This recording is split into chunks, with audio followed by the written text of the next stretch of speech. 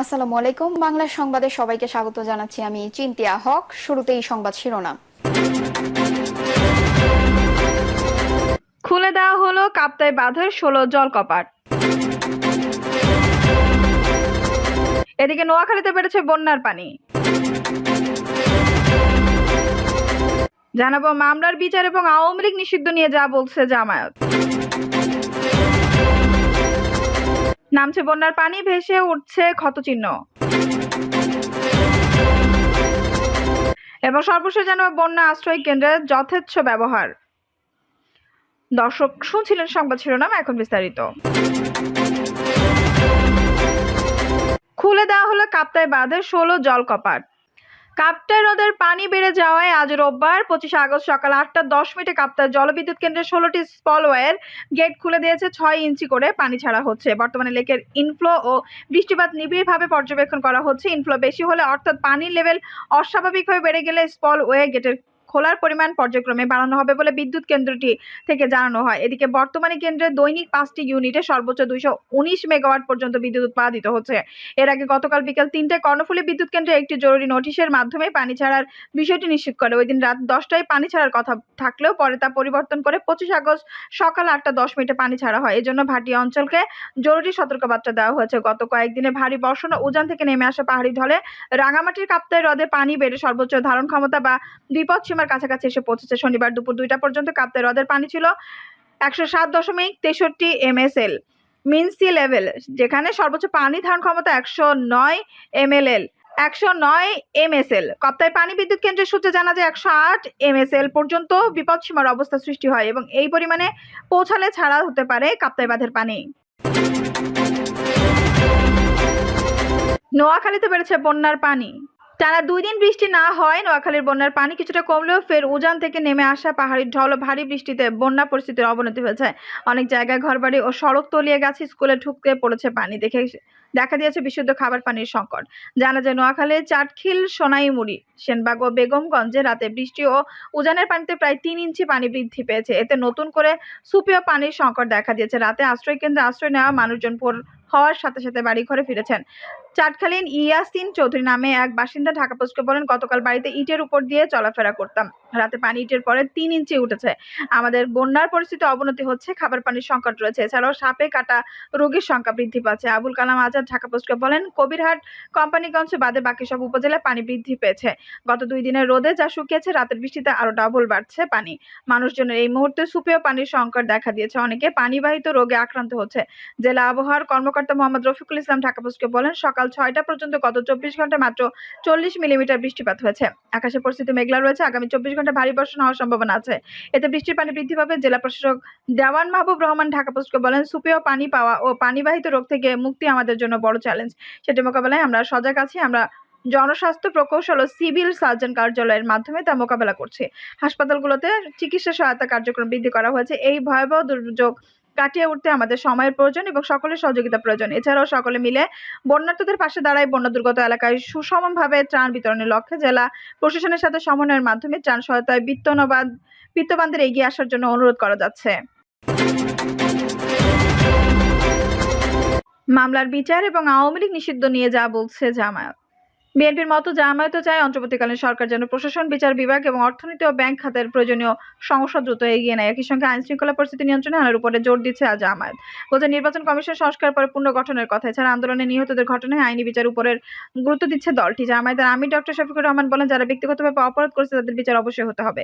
তারা অপরাধী হলে অবশ্যই শাস্তি পাওয়া উচিত। এটা হচ্ছে ব্যক্তির বিচারের ক্ষেত্রে। আর দল হিসেবে পুরো দলটাই হত্যার শরিক হয়ে গিয়েছিল। তিনি বলছেন, তাদের মন্ত্রী বলেছেন তার ছাত্রদের আন্দোলন দমনের জন্য ছাত্রলীগই যথেষ্ট। তাহলে বিষয়টি কি দাঁড়ালো? একটা দল পুরো দায়িত্ব নিয়ে নিল সন্ত্রাস করার, এবং সেটি হলো অনেক প্রাণ ঝরে গেল। সন্ত্রাসীদের যখন বাহিনী হিসেবে দলীয় ব্যানারে নামিয়ে দেওয়া হলো, তখন বিশ্বের বহু দেশে এমন নজির আছে যে এমন গণহত্যা যারা করে তাদের আর সে দেশে রাজনীতি করার অধিকার থাকে না। তবে জামায়াতের আমির জানাচ্ছেন, তারা এখনো দল হিসেবে আওয়ামী লীগকে নিষিদ্ধ দাবি জানাননি। এ বিষয়ে দলে কোনো সিদ্ধান্ত হয়নি বলে নিশ্চিত করেন শফিকুর রহমান। নামছে বন্যার পানি, ভেসে উঠছে ক্ষতচিহ্ন। লক্ষ্মীপুরের রায়পুর, ডাকাতিয়া, মেঘনার পরবর্তীতে ও বেড়িভাত এলাকায় বন্যা পরিস্থিতির উন্নতি হয়েছে। মেঘনার জোয়ার ও ভারী বৃষ্টির কারণে সৃষ্টি এই বন্যার পানি যত কমছে তত স্পষ্ট হয়ে উঠছে ক্ষয়ক্ষতির চিত্র। স্রোতে ভেঙে গেছে বিভিন্ন গ্রামের রাস্তা, সড়ক। অনেক সড়ক এখনো পানির নিচে। কিছু বাড়িঘরেও পানিবন্দী অবস্থায় দিন কাটাচ্ছেন অনেক মানুষের। স্থানীয় সূত্র জানায়, মেঘনা নদীর জোয়ার ও 14 দিনের টানা বৃষ্টিপাতের ফলে রায়পুর উপজেলায় বন্যা শুরু হয়েছে। শনিবার সকাল পর্যন্ত মেঘনা নদীর পানি 4 সেন্টিমিটার কমে বর্তমানে বিপদসীমার 51 সেন্টিমিটার নিচ দিয়ে প্রবাহিত হচ্ছে। এর মধ্যে নামতে শুরু করেছে বন্যার পানি। তলিয়ে যাওয়া বিভিন্ন রাস্তা ও সড়ক থেকে পানি সরে যাওয়ায় ভেসে উঠেছে ক্ষতের চিহ্ন। বিভিন্ন এলাকায় সড়ক ও বাঁধ ভেঙে যাওয়ায় এখনো যোগাযোগ বিচ্ছিন্ন রয়েছে।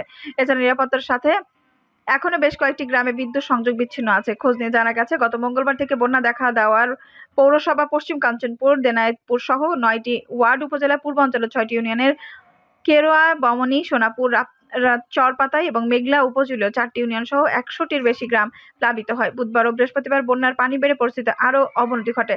পরবর্তীতে জোয়ারের পানি বেগ কমায় এবং থেমে থেমে বৃষ্টি কম হয়, পানি কমতে থাকে। শনিবার সকাল থেকে পরিস্থিতির আরও উন্নতি হবে ফলে বেশিরভাগ বাড়ির ঘর থেকে পানি নেমে যায়। তবে কয়েকটি বাড়ির কেউ পানিবন্দী আছেন। উত্তর ও দক্ষিণ চরবংশী এবং উত্তর ও দক্ষিণ আর আবালিল ইউপিয়ান সংলগ্ন মেঘনা নদীর কয়েকটি স্থান সহ পৌরসভার বেশিরভাগ সড়ক ধসে পড়েছে। এতে করে এসব সড়ক নিয়ে যান চলাচল বন্ধ আছে। এলাকায় পানি ধীর গতিতে নামছে। পানির স্রোতে সড়কের শহরের টিএনডি এবং রস্তম আলী কলেজ এলাকায় পিচ উঠে গেছে। পানি উন্নয়ন বোর্ডের লক্ষ্মীপুর কার্যালয়ে নির্বাহী প্রকৌশলী নাহিদ উজ্জামান খান যুগান্তরকে বলেন, সর্বশেষ তথ্য অনুযায়ী মেঘনা নদীর পানি কমছে। শুক্রবার সন্ধ্যা 6টা থেকে রোববার সকাল পর্যন্ত 4 সেন্টিমিটার কমে বিপদসীমার 51 সেন্টিমিটার নিচ দিয়ে বইছে। বর্তমানে নদীর লক্ষ্মীপুর পয়েন্ট পানির সমতল রয়েছে 5.54 সেন্টিমিটার। ফলে বন্যা পরিস্থিতি দ্রুত উন্নতি হচ্ছে। রায়পুর উপজেলা নির্বাহী কর্মকর্তা মোহাম্মদ ইরান খান যুগান্তরকে বলেন, উপজেলায় পানি কমতে শুরু করেছে। কত কিলোমিটার সড়ক ও কয়েকটি সেতু ক্ষতিগ্রস্ত হয়েছে তা একদিন পর দেওয়া যাবে। শুকনা খাবার ও পানি বিশুদ্ধকরণ ট্যাবলেট দেওয়া হয়। কারো পানির সংকট নেই, কারণ কোনো নলকূপ পানিতে তলিয়ে যায়নি। বন্যা পরিস্থিতির উন্নতি হচ্ছে দ্রুত।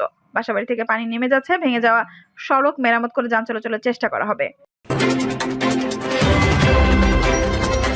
বন্যা আশ্রয় কেন্দ্রের যথেচ্ছ ব্যবহার। বন্যায় ক্ষতিগ্রস্ত মানুষের জন্য নির্মিত আশ্রয় কেন্দ্রের যথেচ্ছ ব্যবহার হচ্ছে সরজমিনে। পরিদর্শনে ব্যবসা প্রতিষ্ঠানের গুদাম, ব্যক্তিগত বাসস্থান বা অন্য কোনো উদ্দেশ্যে আশ্রয় কেন্দ্রে ব্যবহার তথ্য পাওয়া গেছে। এছাড়া বেশিরভাগ কেন্দ্র রক্ষণাবেক্ষণের অভাবে অকেজো হয়ে যাচ্ছে। বন্যাপ্রবণ ও নদী ভাঙন এলাকায় বন্যা আশ্রয় কেন্দ্র নির্মাণ দ্বিতীয় পর্যায়ে প্রকল্পের প্রভাব মূল্যায়ন প্রতিবেদন। এমন চিত্র উঠে এসেছে পরিকল্পনা কমিশনের বাস্তবায়ন, পরিবীক্ষণ ও মূল্যায়ন বিভাগ আইএমএ সরজমিনে পরিদর্শনের ভিত্তিতে এই প্রতিবেদন তৈরি করেছে। আইএমইডের প্রতিবেদন বলা হয়, পরিদর্শনের সময় চুয়াডাঙ্গা জেলার দামুড়হুদা উপজেলার কামারপাড়া মাধ্যমিক বিদ্যালয় চত্বরের বন্যা আশ্রয় কেন্দ্রের ব্যবসা প্রতিষ্ঠানের গুদাম হিসেবে ব্যবহার করতে দেখা গেছে। মুন্সিগঞ্জের লৌহজং ডিগ্রি কলেজ আশ্রয় কেন্দ্রে কলেজের শিক্ষক ও অন্যান্য স্টাফদের আবাসন কাজে ব্যবহার হচ্ছে। সমকালের পক্ষ থেকে গত সোমবার দামুড়হুদা উপজেলার কামারপাড়া মাধ্যমিক বিদ্যালয়ে বন্যা আশ্রয় কেন্দ্রে গিয়ে তালাবদ্ধ অবস্থায় দেখা গেছে। স্থানীয় পারো কৃষ্ণপুর মদন ইউনিয়ন পরিষদের চেয়ারম্যান এসএমএম জাকারিয়া আলম সমকালকে বলেন, আশ্রয় কেন্দ্রটি ব্যবসা প্রতিষ্ঠানের গুদাম হিসেবে ব্যবহার করার কথা তার জানা নেই। তবে কিছুদিন আগে পল্লী বিদ্যুতের সরঞ্জাম রাখা হয়েছিল। উপজেলা নির্বাহী কর্মকর্তা রোকসানা মিতা জানান, আশ্রয় কেন্দ্রটি ব্যবসার গুদাম হিসেবে ব্যবহারের কথা তিনি জানেন না। তবে কেন্দ্রটি রক্ষণাবেক্ষণের জন্য কমিটি নেই উল্লেখ করে উপজেলা প্রশাসনের পক্ষ থেকে স্থানীয় বিদ্যালয় কর্তৃপক্ষকে রক্ষণাবেক্ষণের দায়িত্ব দেওয়া হয়েছে বলে জানান তিনি। গত 1 থেকে 10 ফেব্রুয়ারি পর্যন্ত আইএমএইডির পক্ষ থেকে প্রকল্প এলাকায় সরজমিনে পরিদর্শন করা হয়। আইএমএইডির পক্ষ থেকে লেভেল পেমেন্ট টেকনিক্যাল কনসালটেন্স আইএমইডির পক্ষ থেকে level payment technical consultants limited বা ডিটিসিএল নামে পরিদর্শন প্রতিবেদনটি তৈরি করা হয়েছে। আইএমইডির পক্ষ থেকে level payment technical consultants limited বা ডিটিসিএল নামে পরামর্শক প্রতিষ্ঠান প্রতিবেদনটি তৈরি করেছে। পরিদর্শনের উপকারভোগীদের সঙ্গে আলোচনা, প্রকল্পের সমাপ্তি প্রতিবেদন, অগ্রগতি প্রতিবেদন, প্রকল্প প্রস্তাব সহ বিভিন্ন উৎস থেকে তথ্য সহায়তা নেওয়া হয়। প্রতিবেদনে বলা হয়, প্রকল্প উন্নয়ন প্রস্তাব বা ডিবিপিতে বন্যার বাইরে স্বাভাবিক সময়ে শ্রেণীকক্ষ, ল্যাবরেটরি ও সম্মেলন কক্ষ হিসেবে আশ্রয় কেন্দ্রে ব্যবহার অনুমতির কথা বলা আছে। অথচ লৌহজং ডিগ্রি কলেজ আশ্রয় কেন্দ্রটি কলেজের শিক্ষক ও অন্য স্টাফদের আবাসন কাজে ব্যবহার হচ্ছে। রক্ষণাবেক্ষণের অভাবে কেন্দ্রটি দরজা, জানালা ও বাথরুম বিশিষ্ট সোলার প্যানেলও কাজ করছে না। 2018 সালে কেন্দ্রীয় নির্মাণ কাজ শেষ হয় ওই বছর থেকে গত ফেব্রুয়ারিতে পরিদর্শনকাল পর্যন্ত মাত্র 69টি পরিবার ও তাদের 146টি গবাদি পশু কেন্দ্রটিতে আশ্রয় গ্রহণ করেছে। অন্যদিকে দোহার উপজেলার মালিকানা স্কুল অ্যান্ড কলেজ আশ্রয় কেন্দ্র নির্মাণের পর থেকে দুর্যোগকালেও কেউ আশ্রয় নেননি, কারণ নির্মাণকাল থেকে এখানে পানি ব্যবস্থা নেই। এ ব্যাপারে জানতে চাইলে দুর্যোগ ব্যবস্থাপনা ত্রাণ মন্ত্রণালয়ের সচিব মোহাম্মদ কামরুল হাসান সমকালকে বলেন, আশ্রয় কেন্দ্র নির্মাণ করা হয়েছে দুর্যোগকালে। দুর্গত মানুষের আশ্রয় দেওয়ার উদ্দেশ্যে, অনুমোদিত কাজের বাইরে অন্য কোনো উদ্দেশ্যে আশ্রয় কেন্দ্রে ব্যবহারের সুযোগ নেই। আইএমডি এর প্রতিবেদনের বিস্তারিত দেখে অনুমোদিত কাজের বাইরে অন্য কোনো উদ্দেশ্য আশ্রয়কেন্দ্রের ব্যবহার সুযোগ নেই। আইএমইডির প্রতিবেদনে বিস্তারিত দেখে অনিয়মের বিরুদ্ধে বিধিমতো প্রয়োজনীয় ব্যবস্থা নেবেন বলে জানান তিনি। প্রতিবেদনে বলা হয়, প্রকল্পের প্রস্তাব অনুযায়ী প্রতিটি আশ্রয়কেন্দ্র পরিচালনা ও রক্ষণাবেক্ষণে উপজেলা পরিষদ থেকে একটি ব্যবস্থাপনা কমিটি গঠন করতে হবে। তবে কোনো আশ্রয়কেন্দ্রে এই ধরনের কমিটি গঠন করা হয়নি। এই কারণে রক্ষণাবেক্ষণ ও সংস্কারের অভাবে অনেক আশ্রয়কেন্দ্রের ব্যবহার অনুপযোগী হয়ে পড়েছে।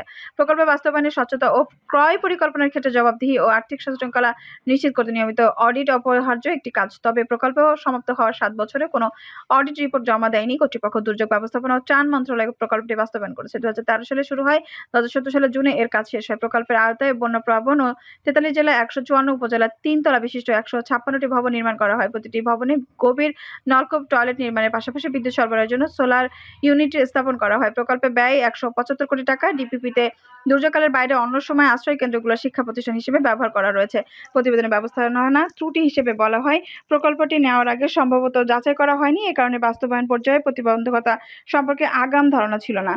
কাজ করতে এসে বন্যার প্রতিকূল পরিবেশে অপ্রতুল যোগাযোগ ব্যবস্থা সহ অন্যান্য কারণে সময়ের মতো কাজ করা সম্ভব হয়নি। নির্মাণ কাজ শেষ করতে ১ বছর সময় বেশি লেগেছে। প্রকল্পের বাস্তবায়ন নীতিমালা অনুযায়ী ৫০ কোটি টাকার বেশি ব্যয়ের প্রকল্পের ক্ষেত্রে সম্ভাব্যতা যাচাই করার আবশ্যকতা রয়েছে। দর্শক, এই ছিল এখনকার সর্বশেষ সংবাদ। নিউজটি ভালো লাগলে অবশ্যই একটা লাইক দিন, কমেন্টে আপনার মূল্যবান মতামত জানান। সবসময় আমাদের পাশে থাকতে সাবস্ক্রাইব করে বেল বাটনটি অন করে রাখুন। ধন্যবাদ।